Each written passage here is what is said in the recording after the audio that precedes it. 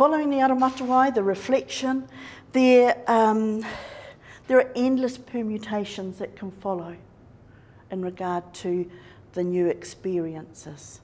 And as our tutors have their own specialty areas, they can use those specialty areas to leverage the next lot of experience off. Well, this is my personal belief. You can't get people, especially foundation learners, or any learner, to be enthused about writing if they don't give a toss about what the topic is. So if nothing else, you've got engagement. Once you've got engagement, you can, was it your word? No, somebody used the word yesterday, manipulate. If you've got engagement, then you can manipulate the scenario in your class to put the mechanics in to support that. Last Christmas at our place, we always have heaps of kids. And while I was thinking about doing this presentation, I thought, how the hell am I going to illustrate it? So I went back and got some photos from my own mokopuna. I thought, well, I can use them. I don't have to ask permission, you see, so it's easy. So these little children had been down on the rocks. Just, if you think back to that picture earlier where we live, they'd been down on the rocks and they'd been gathering poo-poos. And they'd brought them up and then they'd gone back down again and got some driftwood and come up and lit the fire to cook their poo-poos on. So there they are eating their poo-poos. They'd taken the pot off the fire and they got little nails and bits and pieces to pull them out with and eat them. We were all sitting up on, the parents and me, were sitting up on the deck watching all this. And I think at the time, the eldest one, Isabella, was 7.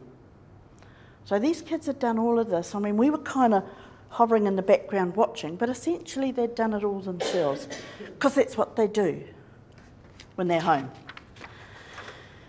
And when I was thinking about it, I realised there was a huge amount of talk, as you would expect, but at the time it kind of didn't mean much. But what was happening, they were talking about this experience of going down the beach, bringing kai up, going down the beach getting wood, lighting the fire, eating, and the talk was ongoing, continuous, but it was kind of like they were sorting each other and sorting the grammatical structures, and at one point I heard one kid say, "You didn't done it, you did it." And I thought, hallelujah, you know. But it's that talk sort of was going on continuously. And then when they finished, they said, "Well, come on, get your shells, you know, get the things together." And one of the others said, "Why?" "Because we got this kai from Tangaroa, we've got to take something back."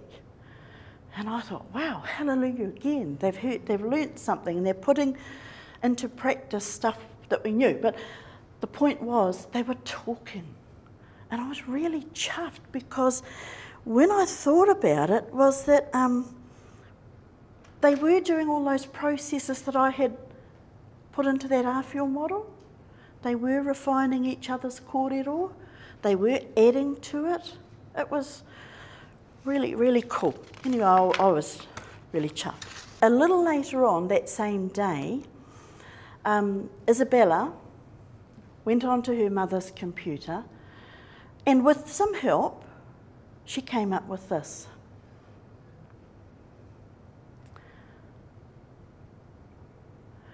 And for a 7-year-old girl who had been diagnosed as dyslexic, I was absolutely amazed. Now, she had her older brother sitting alongside, quite a bit older, the big brother. But I thought, I looked at that and I thought, that's powerful stuff for a little kid. And it came out of the experience and the talk.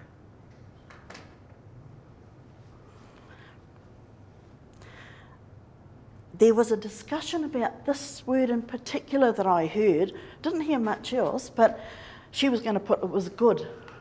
Now the other little kids and the older brother were sitting alongside, and there was a discussion about, no, don't say it's good, say it's luscious. Somebody said luscious.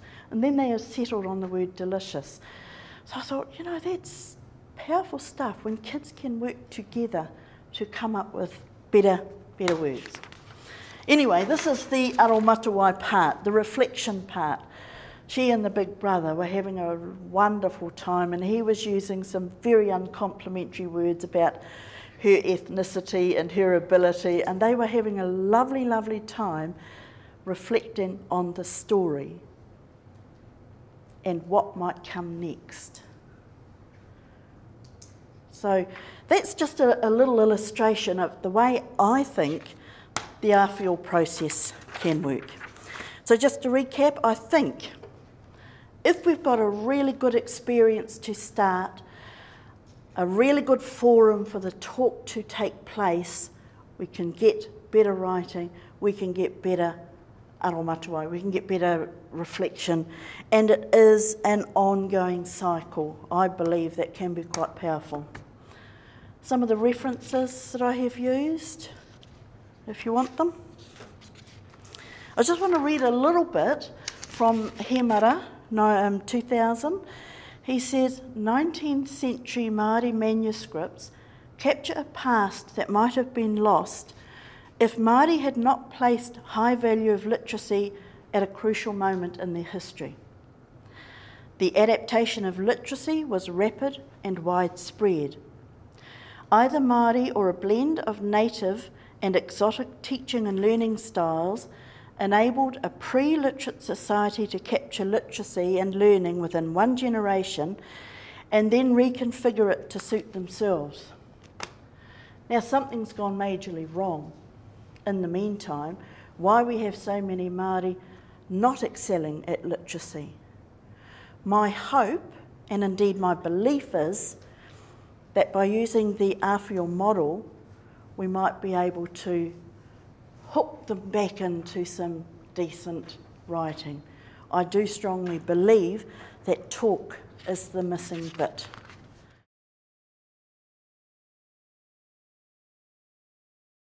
One of the beauties of PD, of this kind and others, is that it reminds people of stuff that they actually know is right and they know about it, but it re-energises them to bring it to the fore and use those things that they know. It reminds them to do it again. Many of our tutors, in fact I'll say all of our tutors, are passionate people who believe in their kaupapa and they believe in the students. But they are ground down by the day-to-day compliance issues. And they forget to make time to enjoy themselves. They forget to make time to really develop and maintain solid relationships with their students. And by that, I mean they forget to know their students. Time is the biggest killer of quality work for us. And unless we make an active effort to make time to do these things, to know our students, I think we're making a rod for our own backs. It may seem in the first instance like we're wasting time, but I think in the long run, if we put the time in here, the value will show here.